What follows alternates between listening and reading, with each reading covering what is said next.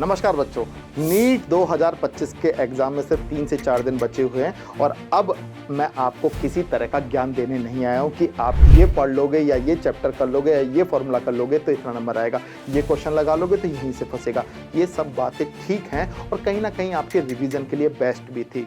मैं तो कुछ और मुद्दों पे बात करने आया हूं और वो है ये लास्ट के आखिरी 3 से 4 दिन। तो क्या सर पढ़ाई नहीं करें? मैं मना नहीं कर रहा, पढ़ाई जैसे कर रहे थे, जैसा आपको आपके टीचर्स ने कहा वैसा आप करते रहो या फिर जो आपकी स्ट्रेटेजी थी आप करते रहो। मगर प्रॉब्लम तो एक्चुअल में बेटा कुछ और है जिसके बारे में कोई डिस्कशन नहीं कर रहा और वो प्रॉब्लम है कि मेरा सिलेक्शन होगा कि नहीं। मैं जो पढ़ रहा हूँ वो मुझे याद रहेगा कि नहीं। मैं तो पढ़ भी रहा हूँ और मुझे याद हो भी नहीं रहा है। एग्जाम के दिन मुझे कोई फॉर्मूला याद आएगा कि नहीं आएगा। मेरा तीसरे से चौथा ड्रॉप है या कोई सा भी ड्रॉप है, मेरा इस बार होगा कि नहीं होगा। मेरा तो सर पहला ड्रॉप है, इस बार मुझे कॉलेज मिल जाएगा। इन सभी सवालों का आज जवाब मैं आपको देने वाला हूँ।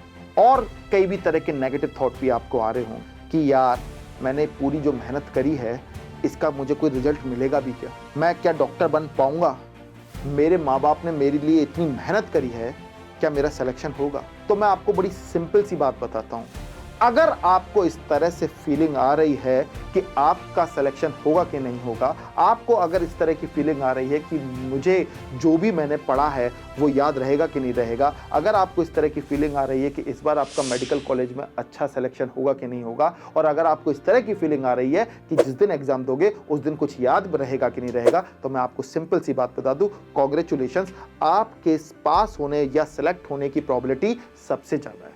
अब आप बोलोगे सर क्या मजाक कर रहे हो, हमें टेंशन हो रही है, हम नेगेटिव होते जा रहे हैं और आप कह रहे हो हमारे सिलेक्शन होने के चांसेस ज्यादा हैं। तो मैं सिंपल सी बात बता दूं बेटा, मैं ऐसा इसलिए कह रहा हूं, ये थॉट जो नेगेटिव हैं, ये फीलिंग जो नेगेटिव हैं, ये सिर्फ उन्हीं बच्चों को आती हैं जो एक्चुअल में पढ़ रहे होते हैं, जिन्होंने पूरी साल मेहनत करी होती है। और मेहनत करने वाले कितने होते हैं मैं आपको सिंपल सी बात बताऊं, ऑलमोस्ट 24 लाख के आसपास बच्चा फॉर्म भरता है और उसमें से 8-10 लाख बच्चा होता है जिसने पूरी साल डेडिकेशन रखा भी होता है कि इस एग्जाम के लिए कुछ करना है। इसमें से 2 लाख बच्चा ओवरऑल या 1 लाख बच्चा भी बोलूं तो कोई गलत नहीं होगा, जो पूरी साल उस डेडिकेशन को मेंटेन कर पाता है कि मुझे एग्जाम देना है।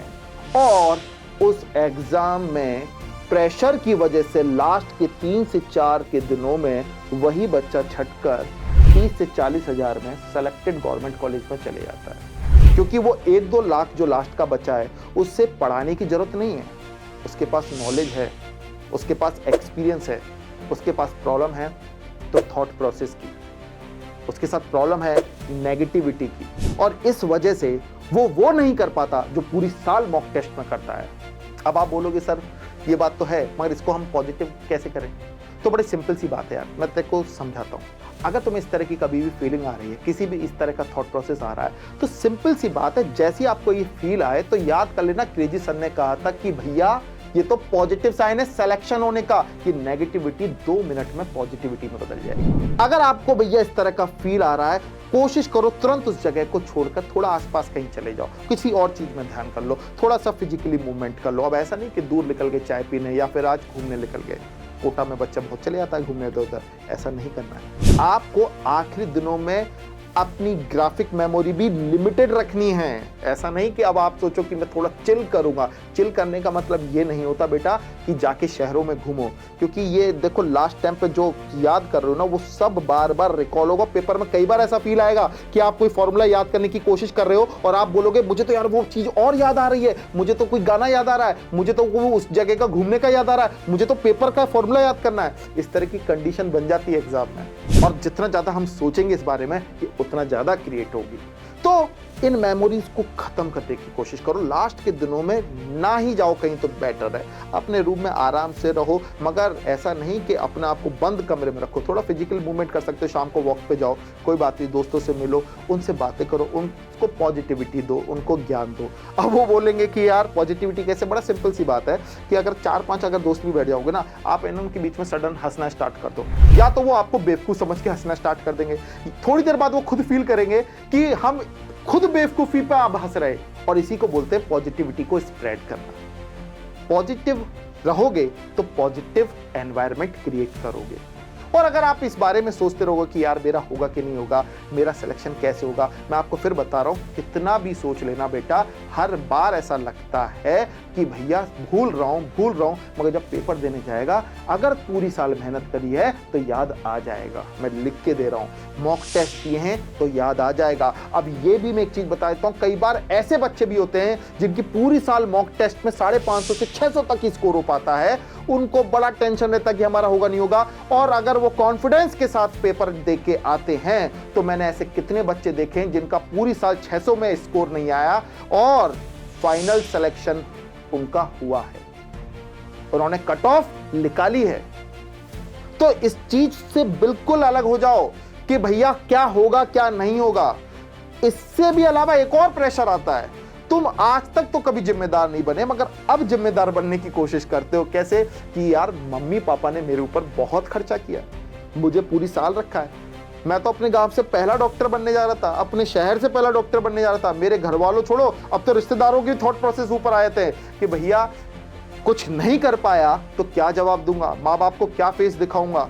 तो इस नेगेटिविटी में भी कई लोग प्रेशर में आके बहुत गलत हरकतें भी कर लेते हैं।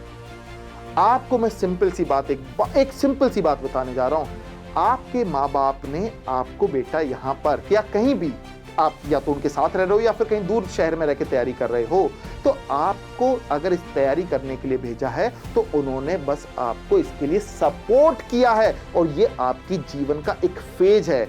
वो कभी भी किसी भी रिजल्ट को तुम्हारे से ऊपर नहीं रख सकते, ये याद रखना। और ये तुम्हें थोड़ी देर बाद रियलाइज भी हो जाएगा, जैसे जैसे लाइफ बढ़ेगी तुम्हें रियलाइज होगा। फैमिली में सबसे इंपॉर्टेंट फैमिली मेंबर होते हैं और उनका होना इंपॉर्टेंट। रिजल्ट आपके डेडिकेशन को बताता है, या तो आप सफल होंगे या फिर आप ऐसे निखर के आएंगे कि आप अगली बार कुछ और बेहतर करेंगे, आपके पास एक नया एक्सपीरियंस होगा, खोने को कुछ नहीं होगा। तो इन सब नेगेटिव थॉट प्रोसेस को बिल्कुल धीरे से ऐसे कहने से नहीं जाएंगे, छोड़ो, धीमे धीमे जाने दो। और नहीं जा रहे हैं तो खुश हो जाओ, मुझे इस तरह का थॉट आ रहा है, इसका मतलब चांसेस एक्रेजी सर ने बोला है ना। पॉजिटिविटी रखोगे तो पॉजिटिव रिजल्ट मिलेगा। और लास्ट के 3-4 दिन में फिर से बता रहा हूं, अगर आपको ऐसा फील आता है तो ये सब अच्छे साइन हैं। क्यों? क्योंकि ये उन्हीं को आता है जिन्होंने पढ़ाई करी है। No study no tension, more study more tension. तो आपने पढ़ा है इसलिए आपको टेंशन हो रही है, और ये सब अच्छे सेलेक्ट होने वाले बच्चे के साइन है, तो पॉजिटिव साइन है, इनको अच्छे से लो। और अभी कभी भी कोई आपको ऐसा दोस्त दिखे सराउंडिंग में, बोलना तेरा सिलेक्शन होने वाला है, ऐसा बोलोगे तो वो भी खुश हो जाएगा और आपको भी पॉजिटिव लगेगा। तो चलो, ऑल द बेस्ट। बाकी तो हम अभी मिलते रहेंगे। पेपर अच्छे से देना, टेंशन मत लेना। बाकी जो गाइडलाइन आ चुकी है उनको अच्छे से फॉलो करना, इसके बारे में हम ऑलरेडी बता चुके हैं। इस पे एक डिटेल वीडियो में और लेके आ जाऊंगा कि आपको उस दिन क्या क्या रखना है। ठीक है, तो मिलते हैं नेक्स्ट वीडियो में, तब तक के लिए ऑल द बेस्ट।